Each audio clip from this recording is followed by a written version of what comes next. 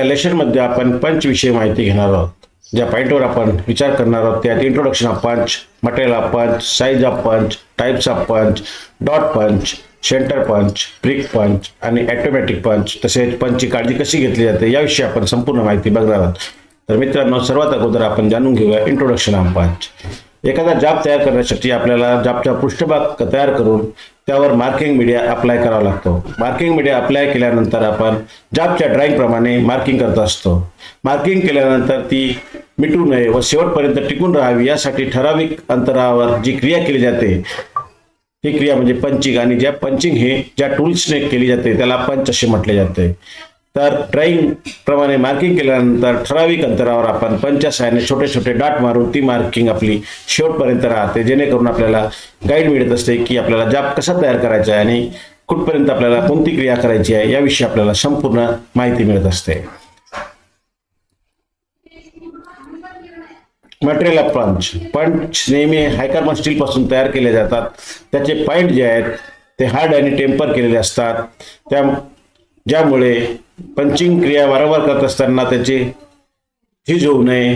जर शाफ्ट राहिले तर झीज होऊन वारंवार ग्राइंडिंग करावे लागेल आणि पंचिंग क्रिया होणार नाही, यासाठी त्याच्या पॉइंटला हार्ड आणि टेम्पर केले जाते. पंचचे मुख्य 3 भाग असतात, एक हेड, बॉडी आणि पॉइंट. बॉडी ही षटकोनी आकाराची असते किंवा राऊंड आकाराची असून तिच्यावर नर्लिंग केलेली असते. साइज ऑफ पंच. पंच हे साइज हा नेहमी त्याच्या पूर्ण लांबीवरून आणि त्याच्या डायमीटरवरून ठरविला जातो. पंचचे मुख्य प्रकार आहेत डॉट पंच, सेंटर पंच, प्रिक पंच आणि ऑटोमॅटिक पंच असे पंचचे मुख्य प्रकार आहेत. याविषयी आपण आता माहिती जाणून घेणार आहोत. तर सर्वात अगोदर आपण डॉट पंच विषयी माहिती जाणून घेऊ.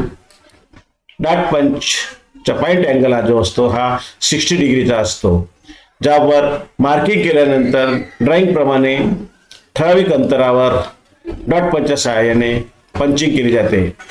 ही पंचिंग आपली शेवटपर्यंत टिकून राहते व जाब योग्य प्रकारे आपल्याला तयार करता येतो. त्यानंतर आहे सेंटर पंच. सेंटर पंचचा पॉइंट अँगल हा 90 डिग्रीचा असतो. जेव्हा जाबवर ड्रिलिंग क्रिया करायची असते तेव्हा ड्रिलला गाईड मिळावे म्हणून सेंटर पंचच्या सहाय्याने मोठा पंच मारला जातो. त्यामुळे ड्रिलची जी वेब असते ती बरोबर पंचच्या ठिकाणी बसतो आणि ड्रिल होल जो आहे तो आपला सेंटर पासून इकडे तिकडे जात नाही, तो बिलकुल परफेक्ट ठिकाणी येत असतो, म्हणून याचा गाईड करण्यासाठी उपयोग केला जातो.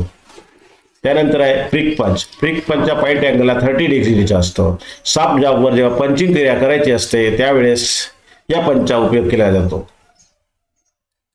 त्यानंतर ऑटोमॅटिक पंच. या पंचला वापर करताना कोणत्याही प्रकारच्या हॅमरचा उपयोग करायचा नसतो. यामध्ये पॉइंट जो असतो आपल्याला हा वेगवेगळ्या अँगलचा आपल्याला यूज करता येतो, आणि जे असते ते नर्लिंग केलेला जो भाग आहे स्लीव सारखा त्याला थोडासा प्रेशर केल्यानंतर आपली पंचिंगची क्रिया होत असते. तर ऑटोमॅटिक पंचचा उपयोग सॉफ्ट मटेरियलवर आणि कमी खोली डेप्थमध्ये जर पंचिंग क्रिया करायची असते त्यावेळेस ऑटोमॅटिक पंचचा उपयोग केला जातो. प्रिकॉशन. पंचचा पॉइंट अँगल नेहमी योग्य कोनामध्ये असणे आवश्यक आहे. ठराविक मापात अंतरावर आपल्याला पंचिंग क्रिया करायची असते. पंचिंग क्रिया करत असताना 2 पंच मधील अंतर हे लगतच्या 2 पंच मधील अंतर हे कमीत कमी 3 ते 6 मिलीमीटर असणे आवश्यक आहे. खूप जास्त पण नको आणि खूप कमी पण नको. सेंटर पंचचा वापर करताना जास्त डेप्थ मध्ये पंचिंग करायची असते, जेणेकरून ड्रिलला ही गाईडन्स मिळत असतो. पंचचा पॉइंट अँगल जर खराब झाला असल्यास त्याला ग्राइंडिंगवर योग्य प्रकारे ग्राइंडिंगची क्रिया करायची असते.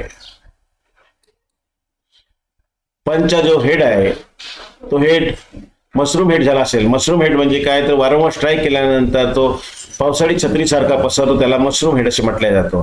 तर जर मशरूम झालेला असेल तर अशा पंचचा वापर करू नये, तर त्याला योग्य प्रकारे ग्राइंडिंगची क्रिया करून मशरूमची क्रिया घालवून नंतरच उपयोगात आणायचा असतो. अशा पद्धतीने आपण संपूर्ण माहिती बघितलेली आहे.